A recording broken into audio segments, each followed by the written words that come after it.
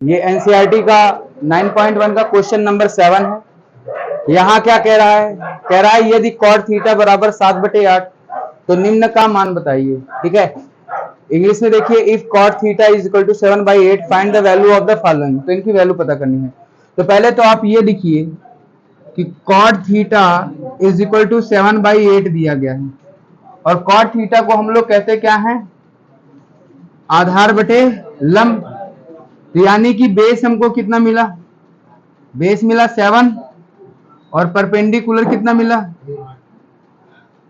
Perpendicular मिला हमको 8।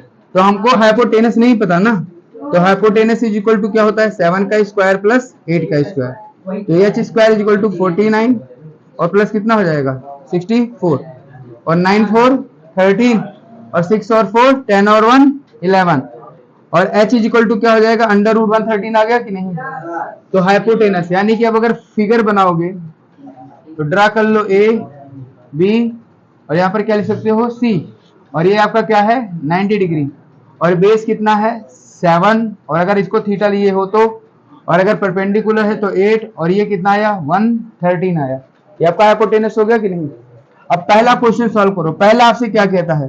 पहला आपसे कहता है 1 प्लस साइन थीटा और एक ब्रैकेट में 1 माइनस साइन थीटा और अपान 1 plus cos theta in one bracket and another bracket 1 minus cos theta. ये तो दिया गया है। और अगर इसको चेक करोगे तो ये फार्मूला किसमें है? a प्लस बी और a minus B.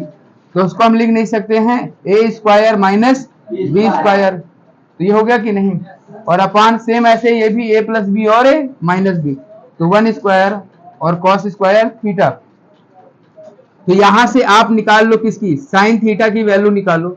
Sine theta बराबर क्या होगा? लंब बटे कर्ण, यानी कि 8 अपान कितना हो जाएगा? 1/13। और cos theta is equal to क्या हो जाएगा? आधार बटे, तो 7/113 हो गया कि नहीं? अब पुट द वैल्यू हेयर, यहाँ पर रख दो। तो 1 का स्क्वायर क्या होता है? 1, और माइनस साइन स्क्वायर का मतलब 8/1 अंडर रूट 13 का होल स्क्वायर, और पूरे का बटा 1 माइनस कॉस की जगह क्या रखोगे? 7 अंडर रूट 113 और का होल स्क्वायर। और यहाँ क्या हो जाएगा? 1 माइनस 8 8 या कितना हो जाएगा? 64 और अपान 113 हो गया कि नहीं? और पूरे का बटा 1 माइनस और 7 7 जा 49 और 113 हो गया कि नहीं? और इज इक्वल टू, अभी इधर क्रॉस करो तो 113 माइनस 64 अपान 113 और पूरे का बटा 113 और माइनस 49 और 113 हो गया कि नहीं? अब 113 में से 64 जाएगा तो कितना आएगा? 49/113। ठीक है, और यहाँ पर कितना आएगा? 64/113। ठीक है, तो ये 113 से 113 कैंसिल हो जाएगा कि नहीं?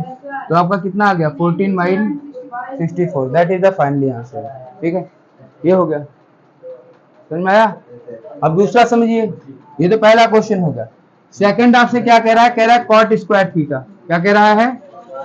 Cot square theta. तो कॉट बराबर क्या होता है? यहाँ देखो क्या लिखा है? आधार बटे लंब। तो आधार कितना है आपका? 7 और लंब कितना है? 8, और इसी का स्क्वायर कर दो 49/64। दोनों की वैल्यू सेम आएगी नहीं?